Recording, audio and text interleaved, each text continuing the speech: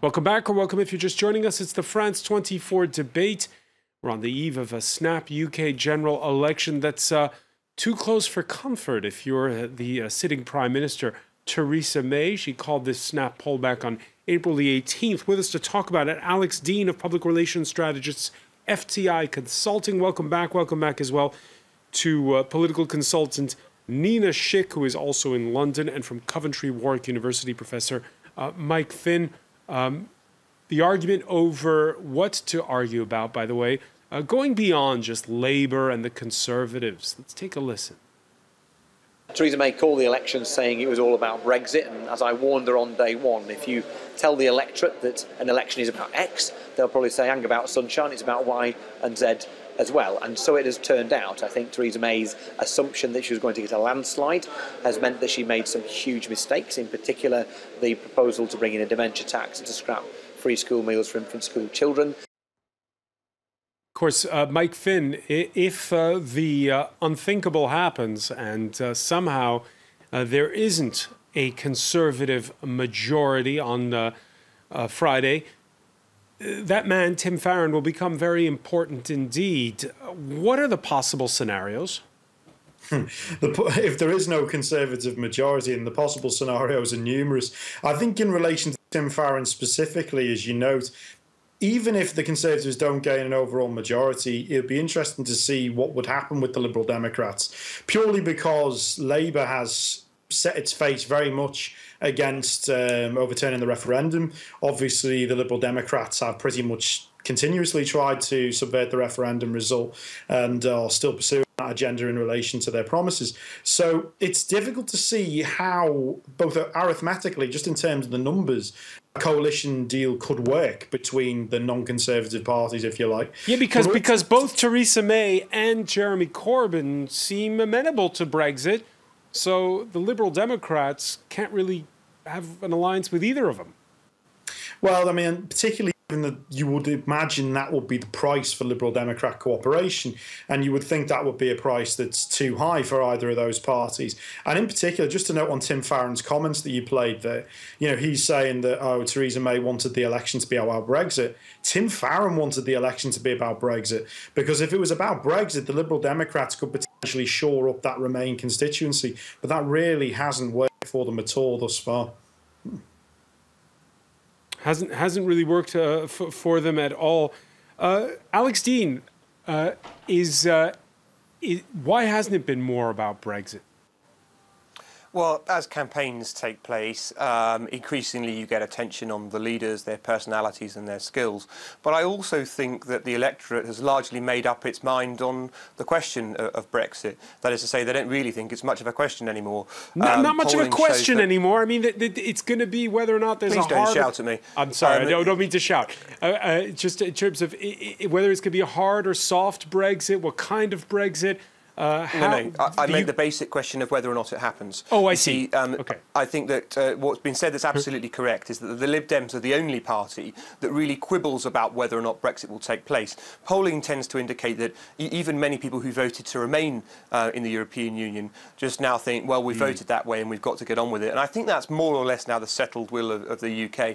If there was a remarkable showing for the Liberal Democrats at this poll on Thursday, I'm not saying for a moment that it'll happen, and I certainly don't wish it either, but if there was a remarkable uptick in votes for the Lib Dems, then maybe the question of Brexit, having a second referendum or something like that, might come onto the table. But as it is, I think that's exceptionally unlikely. I think we will be leaving the European Union. There is some speculation, I know, on the continent amongst some people still about whether or not that could be changed. I really don't think that it can be. So given that we're leaving the European Union and that the Labour Party doesn't really oppose that notion any longer, I think that people have parked the issue of Brexit, which they know will happen but won't take place for another 2 years, and focused instead on a series of domestic issues. Not all of those have played fantastically well for my party, the Conservatives, either. As the manifestos have been set out, there have been issues about social care, taxation and so forth that are just the normal bread and butter, everyday domestic politics.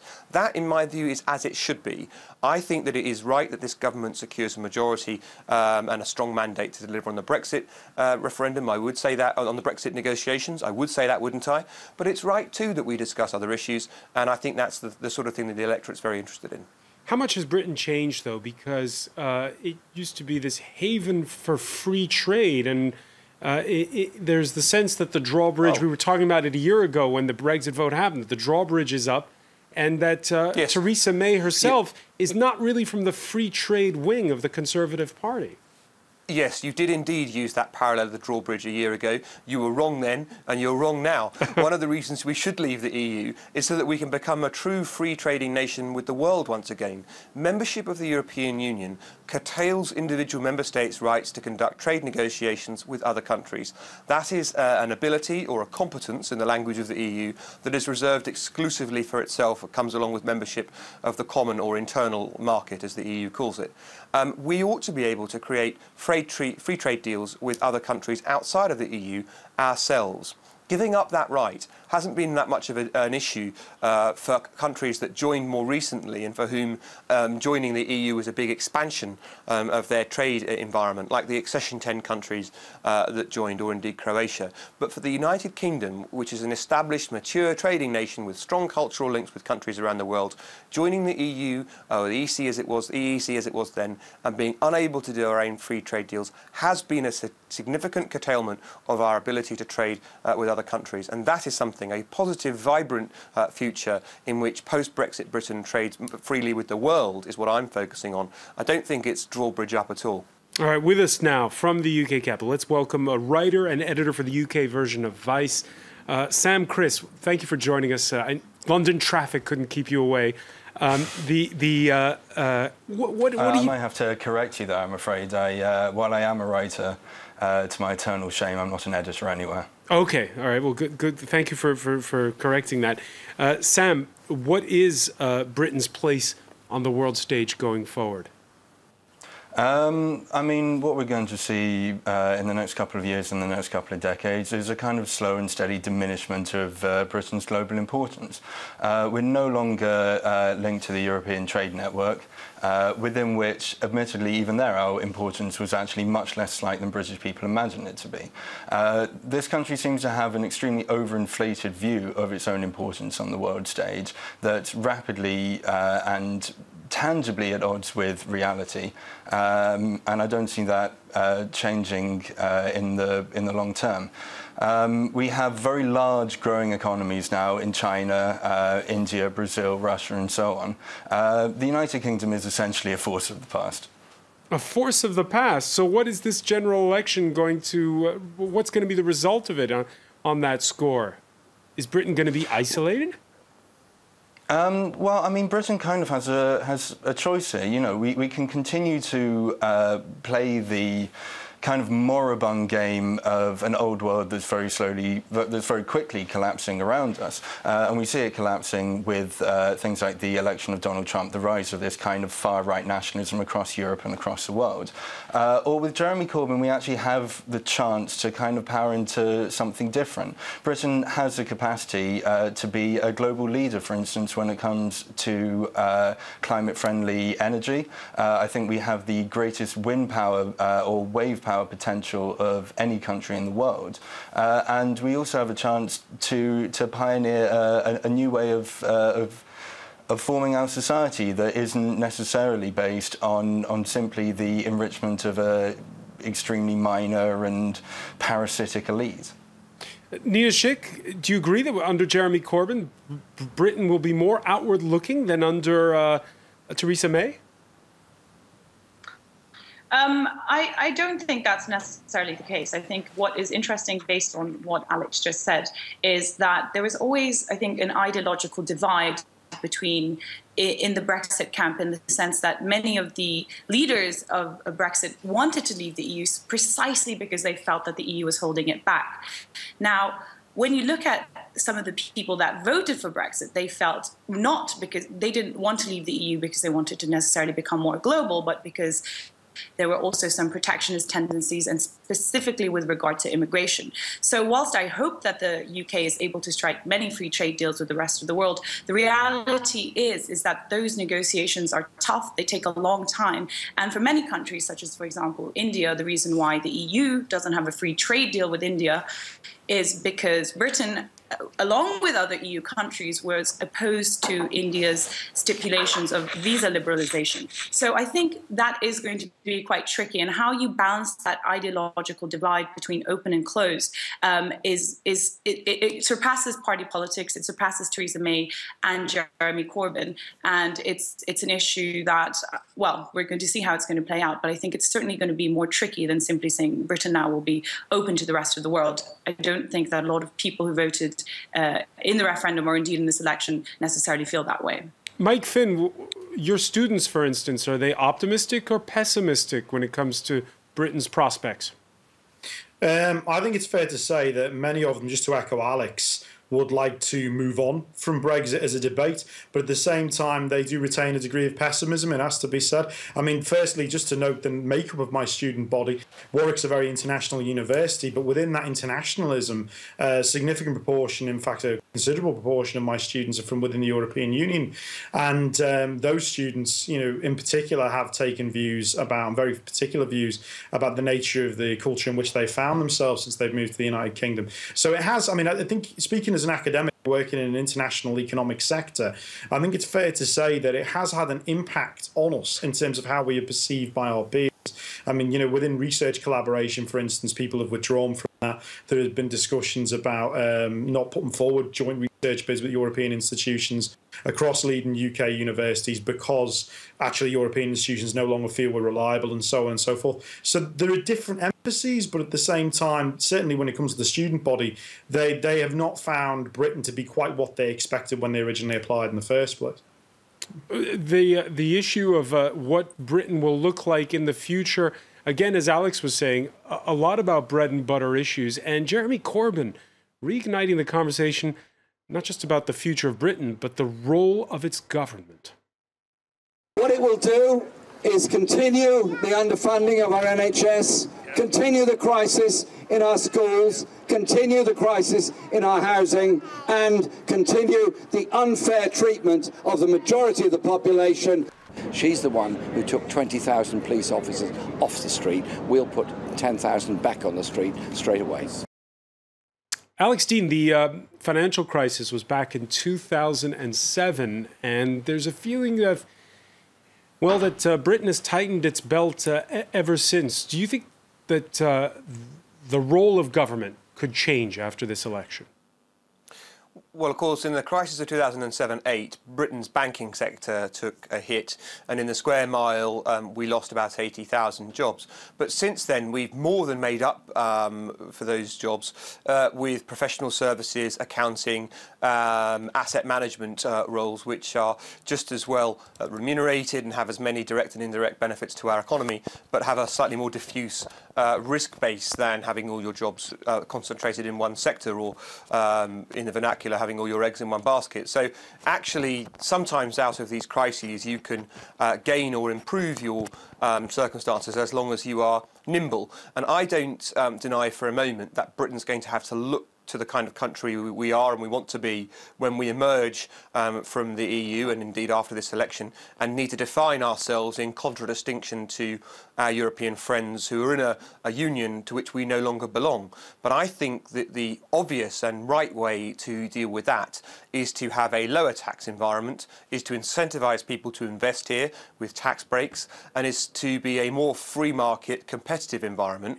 that trades with people around the world and is a very attractive place to come. As many of your viewers will know, one of the reasons that London is, depending on how you count it, the 4th, 5th or 6th largest French city in the world is that the tax environment for relatively high earning to very high earning French individuals was unattractive in France, whereas it has been comparatively far more attractive to be here in London.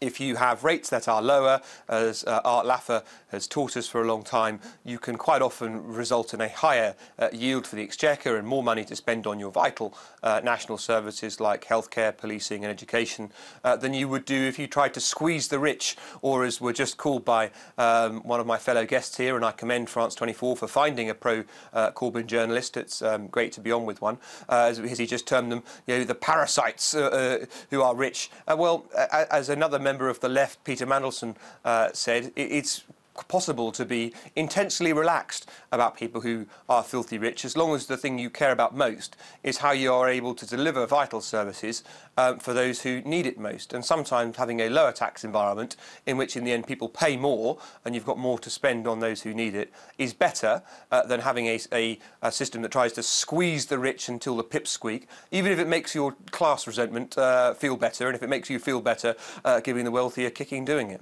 Sam, Chris?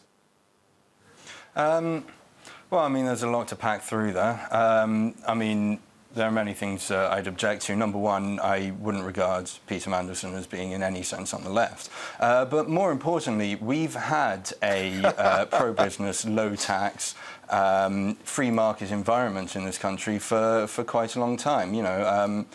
Certainly since 1979, and very arguably before that, for instance, in the 19th century. And to be honest, it hasn't done us very well. Your guest was speaking earlier about the large number of high net worth French individuals living here in London, in the city. And it's absolutely true. There are the ultra high net worth individuals of every country on the planet who live in London, or at least pretend to live here for tax purposes. At the same time, you have massive social deprivation in the city.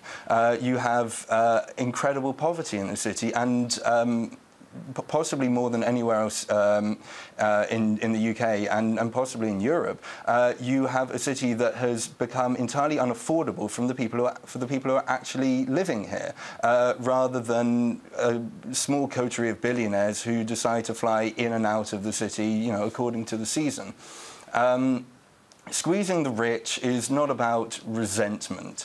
It's not about this kind of petty class jealousy. It's about recognising that the money that high net worth individuals have is not money that they actually made themselves. It's money that has accrued through the labour of thousands and sometimes tens of thousands, hundreds of thousands of people.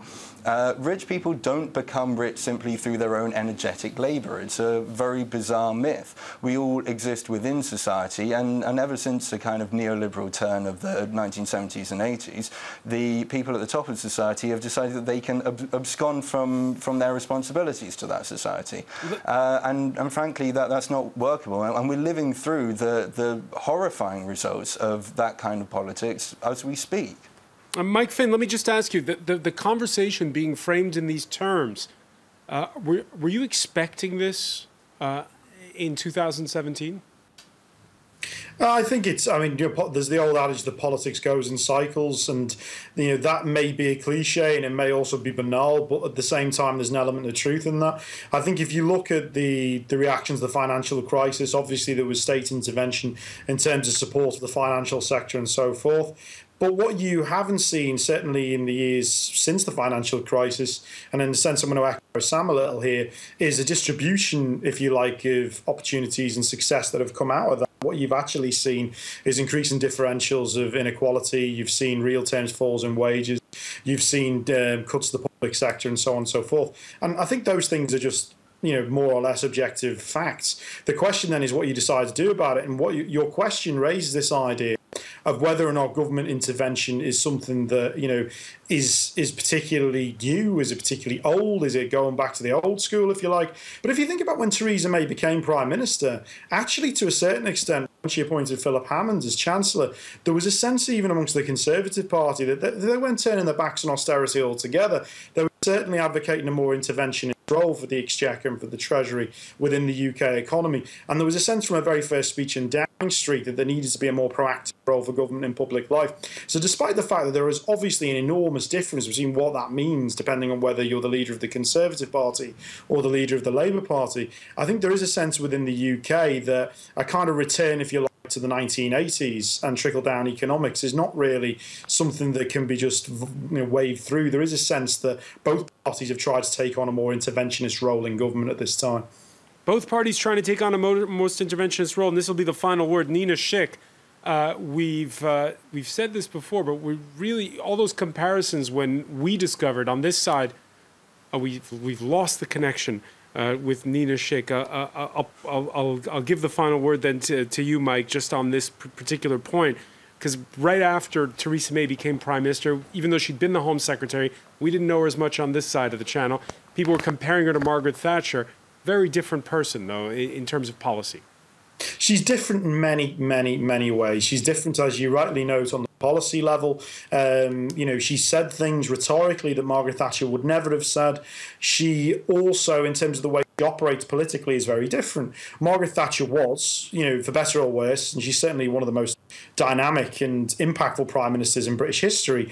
Margaret Thatcher was a conviction politician. She changed Britain, and she did so from a very keen sense of her values and what she wanted to achieve. Theresa May has not just become better known to you on that side of the channel, she's also become better known to the British public during this election cycle. She didn't face a leadership election in the end when she became Tory leader. In the Home Office, she often tried to step away from some of the controversies that dogged the different wings of the Conservative Party and the coalition. And she is different. She is political in the sense that she is tactical. She called the election arguably for those reasons, but she is not a conviction politician in the same mould of Margaret Thatcher. No, and I think that allows her a greater freedom of action in terms of things like state intervention, should she wish to pursue it. It also means she's a much harder politician to predict. All right, we're going to have to leave it there, unfortunately. Apologies for the technical issues, but we'll be, of course, covering this election as it unfolds on a Thursday. I want to thank Mike Finn for joining us from Coventry, Nina Schick, Alex Dean, and Sam Chris in London. Stay with us. Media Watch is next.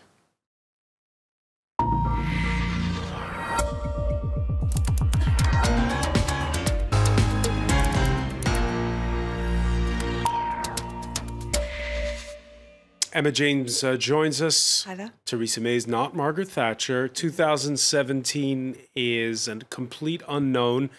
And that, of course, is the big surprise of this 6-week campaign in which we thought it was all written in stone what would happen. Yes, absolutely. And it does seem as though people are getting much more fired up now as the two main parties get much closer together in the polls. But if we take a look at this, which is coming from the Press Association, it's a poll of polls, if you like, one of the most recent ones. It shows that actually the Conservatives haven't moved very much at all. In fact, at the beginning of the campaign, they were on 43%. Now they're on 44%. It is actually Labour that has made all the gains. But of course, that doesn't mean that they will actually be that much closer on the day. And of course, traditionally, Conservative voters are older. Those are the people who do go out to the polls, whereas the Labour voters tend to be younger, especially with Jeremy Corbyn. He's got the sort of younger generation very fired up, but will they actually go out and vote? Traditionally, they don't. Now, taking a look at how the different newspapers in the UK are handling this, there is some very, very strong anti-Corbyn feeling being shown in a lot of the newspapers. Of course, the right-leaning ones, you have to say. This Twitter user saying, that moment when the right-wing press goes into meltdown after realising the Tories may not win the election after all. And note the use of the hashtag last-minute Corbyn smears. We're seeing that a lot on Twitter. Just to give you an idea of some of the front pages, the Daily Mail, apologists for terror, they say. They've got Jeremy Corbyn, John McDonnell and Diane Abbott there photographed, saying that they're befriending Britain's enemies and scorn the institutions that keep us safe. Elsewhere on the right wing is the Express newspaper. Vote May or we face disaster, they say. A very simple sort of attack, if you like. And the Sun newspaper goes with this one, Jezza's jihadi comrades. They say that he delivered a speech in Trafalgar Square 15 years ago, at which there were followers of certain well-known hate preachers, some of whom were dressed as suicide bombers. Now, I'm not able to verify whether that is actually true, what happened, but that is what they are reporting there. And a lot of people looking at just how vitriolic and the kind of claims that are being made. Now, Jim Waterson is the political editor for BuzzFeed in the United Kingdom, and he points out that the first 13 pages of today's Daily Mail are absolutely relentless, he says. It is all Corbyn bashing. Very little, in fact, about what the Conservatives would actually do. Do British readers, because Britain is a country of moderation, it's not a country where people are extreme. So when they read the tabloids, do they take it all with a pinch of salt? I think less and less so, to be honest. I think the divisions within the United Kingdom have become far starker in the wake of Brexit. Within families, there is this total disagreement, people at opposite ends of the spectrum believing completely opposite things. And I think that there is this idea, we talk about the echo chamber of Twitter all the time, where you only read things that you agree with. I think there is an element of that with UK media right now. Certainly, having just gone through the election here in France, I was not feeling that French newspapers were just so gung-ho for one party or another, to the detriment of actually reporting anything else. So I think there is a real change to the way this is being dealt with. I don't remember British elections looking like this in the press. The Telegraph, which again is a very conservative newspaper, they go for a more subtle approach. This one is a much smaller story, but still on the front page, where they talk about Corbyn supposedly being monitored by special branch officers for 2 decades amid fears that he was trying to undermine democracy. Now, the paper speculates that it is possible that officers may have been investigating his links to extremist groups. Now, a lot of people on Twitter are really not happy about this at all. This Twitter user saying, I'm really disgusted with the mainstream UK media today, the hounding of Diane Abbott, who of course now has actually relinquished her position because of ill health, and all the anti-Corbyn front pages make me sick. And the final word on this one, a German gentleman saying that these kind of front pages just wouldn't happen in Germany and would actually be prosecuted. All right, many thanks for that, Emma James. Those polls on Thursday in that snap general election. Thank you for joining us here in the France 24 debate.